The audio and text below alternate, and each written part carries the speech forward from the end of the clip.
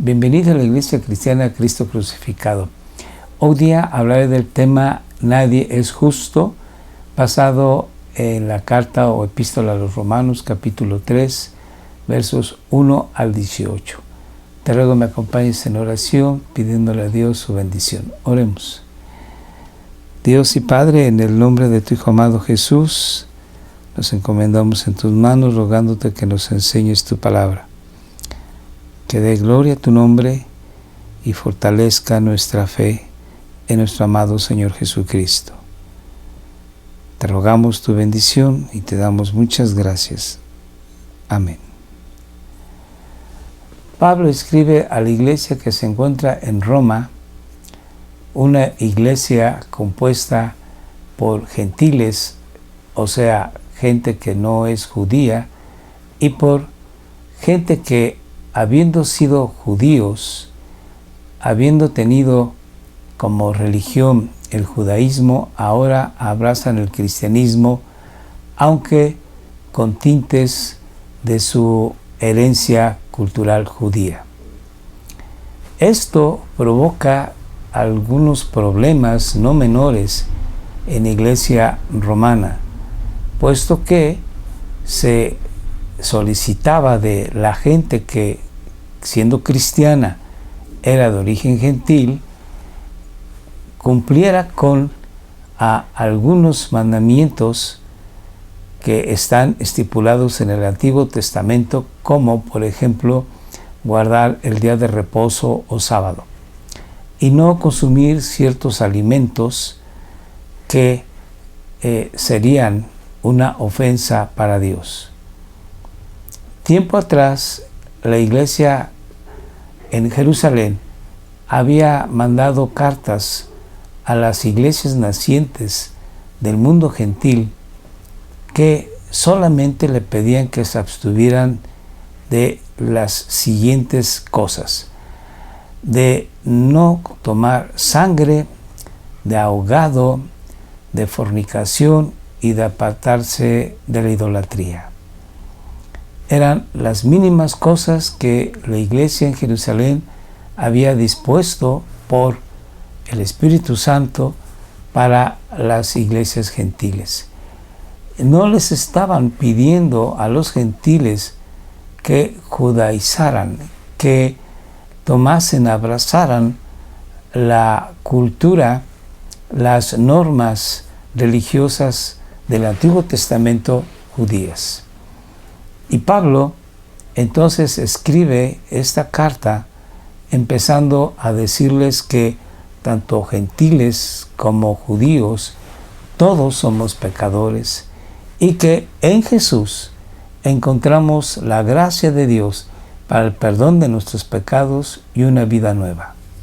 En esta vida nueva hay cosas del Antiguo Testamento, hablando de leyes ceremoniales, que ya no proceden, puesto que el Señor Jesucristo es el tipo de aquellos mensajes dados al pueblo de Israel en la antigüedad, que señalaban a Jesús con sus leyes ceremoniales.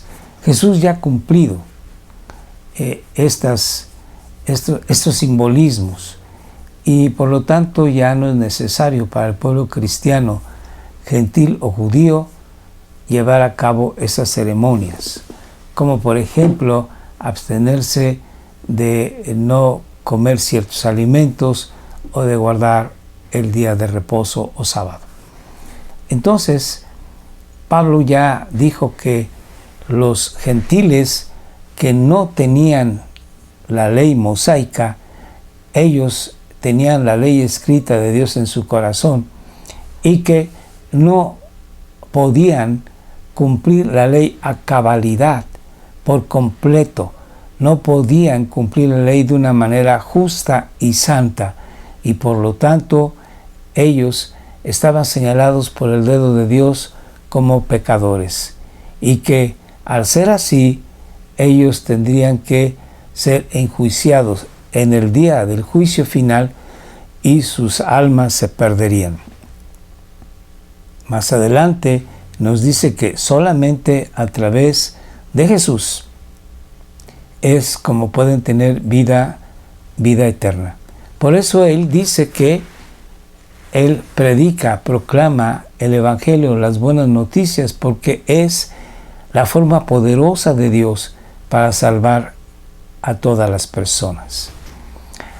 Después va a hablar acerca de que los judíos, a pesar de que tenían la ley escrita que Dios había dado a Moisés para que éste la diese al pueblo israelita en el desierto, cuando venían de ser liberados de la esclavitud de Egipto hacia la tierra prometida, a pesar de tener ellos la ley, fracasaron en cumplirla de una manera cabal.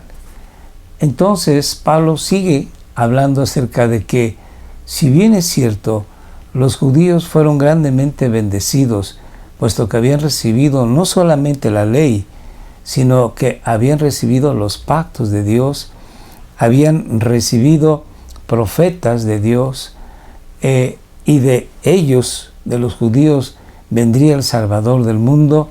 A pesar de esto, ellos también son pecadores, porque nadie puede cumplir la ley de Dios de una manera completa y total que satisfaga el parámetro que Dios ha puesto.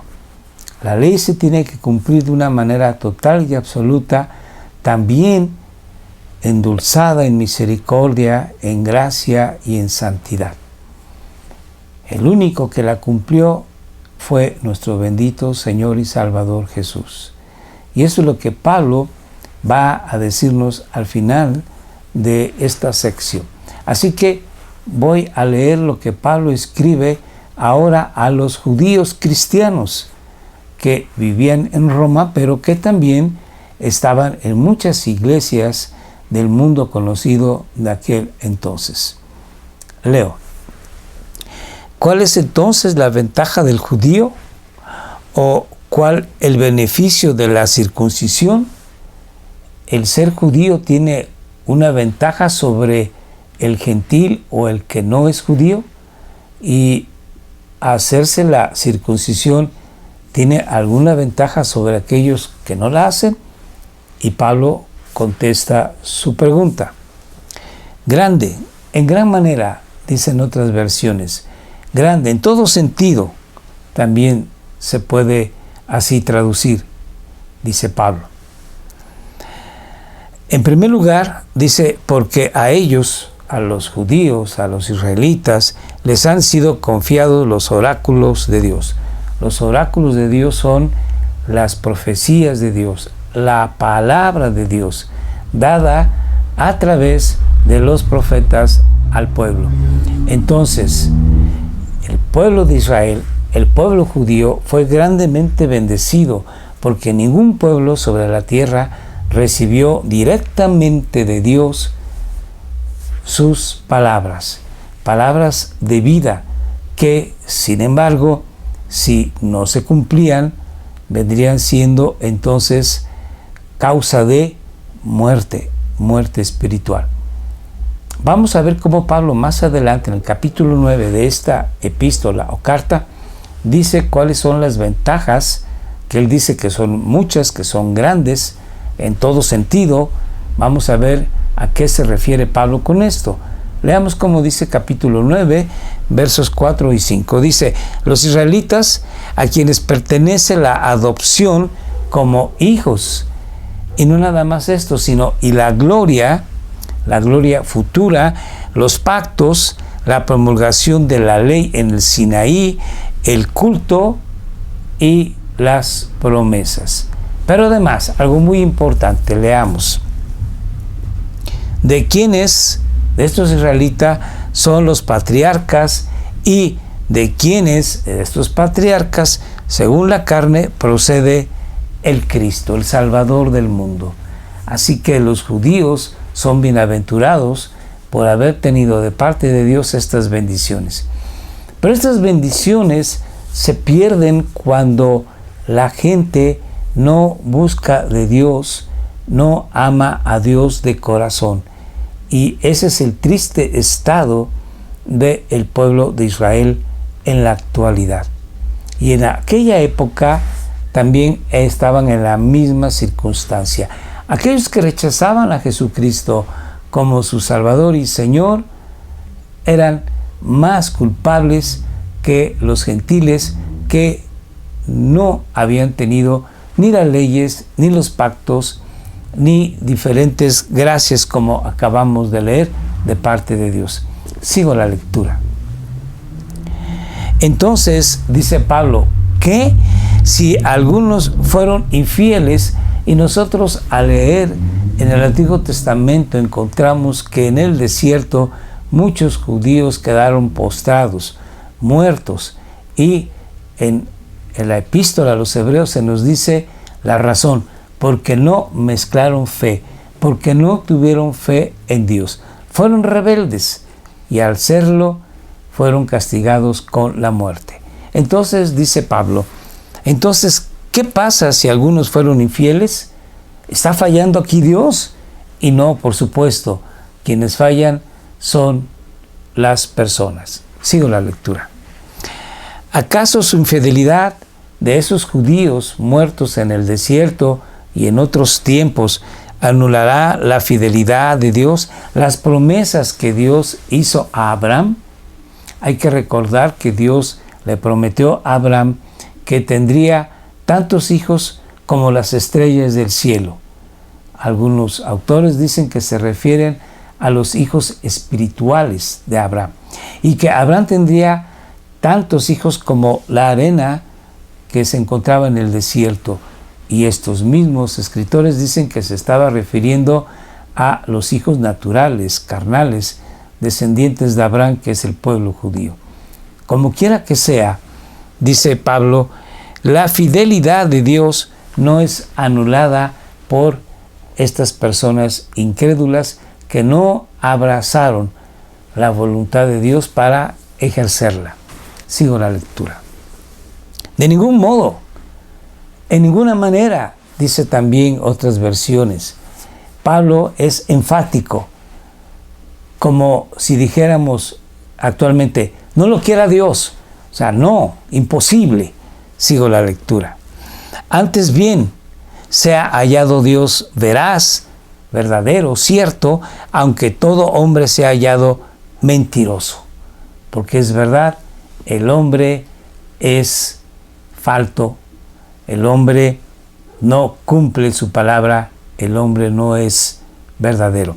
Como está escrito, y Pablo entonces toma una palabra que se encuentra en los Salmos: para que seas justificado en tus palabras y venzas cuando seas juzgado. Si a Dios se le juzgara, entonces Él saldría justificado en sus palabras y vencería ante sus adversarios, porque Dios es verdadero. Sigo la lectura. Y si nuestra injusticia hace resaltar la justicia de Dios, pregunta Pablo, ¿qué diremos? Y aquí va a decir él, ¿vamos a hacer lo malo para que lo bueno resalte? Obviamente no. Así que Pablo lo va a decir de esta manera. ¿Acaso es injusto el Dios que expresa su ira? Por supuesto que no. Dios es justo y santo, y por lo tanto su ira es vaciada, su ira es dada a aquellos malvados que, recibiendo de Dios testimonio, ya sea en su corazón, ya sea en la palabra escrita, ya sea en los cielos, niegan al Dios creador, justo y santo. Y dice Pablo, hablo en términos humanos. De ningún modo, pues de otra manera, ¿cómo juzgaría Dios al mundo? Si Dios fuese injusto, entonces Él no podría juzgar al mundo. Así que Dios es justo total y absolutamente, así como es santo total y absolutamente. En el Antiguo Testamento se nos dice que un profeta habla acerca de Dios, que Él es tan justo, tan santo, que no puede ver la maldad del hombre. Sigo la lectura. Pero si por mi mentira la verdad de Dios abundó para su gloria, ¿por qué también soy yo aún juzgado como pecador? Porque todas las personas somos moralmente responsables de nuestros actos. Y todos, al cometer pecado, lo hacemos de una manera muy clara, voluntariamente, conscientes, y vamos pues en camino contrario a la verdad y a la justicia de Dios. Entonces, nosotros sí somos juzgados porque somos pecadores. Sigo la lectura. ¿Y por qué no decir? Y aquí Pablo dice que, como se nos calumnia y como algunos afirman que nosotros decimos cosa que no es así, entonces Pablo dice, entonces hagamos el mal para que venga el bien. No, de ninguna manera. La condenación de los tales, de estos que dicen hagamos males para que vengan bienes, esos tales es justa la condenación. Sigo la lectura. Entonces, ¿qué? ¿Somos nosotros mejores que ellos? Está diciendo Pablo, nosotros los judíos somos mejores que aquellos que son injustos, que son pecadores. Y Pablo aquí va a encerrar a todo el mundo, tanto los gentiles como los judíos, los va a encerrar en la incredulidad, porque son así incrédulos, puesto que no obedecen la palabra de Dios, tanto escrita en los corazones como escrita en tablas de piedra. Pero además de que son incrédulos, son injustos, porque conociendo la justicia de Dios, tanto escrita en las tablas de la piedra como en el corazón, saben la justicia de Dios, van en contra de ella. Entonces, ¿qué dice Pablo? ¿Somos nosotros mejores que ellos? De ninguna manera, de ningún modo. Porque ya hemos denunciado que tanto judíos como griegos, tanto los que tienen la ley escrita en las tablas de piedra, como los griegos, los gentiles que tienen la ley escrita de Dios en sus corazones, están todos bajo pecado. Y aquí Pablo va a tomar una palabra del Antiguo Testamento para afirmar sus palabras. Como está escrito, no hay justo ni aún uno. No hay quien entienda, no hay quien busque a Dios. Absolutamente ni siquiera uno. Todos se han desviado. A una se hicieron inútiles. Absolutamente todos. No hay quien haga lo bueno, no hay ni siquiera uno. En absoluto.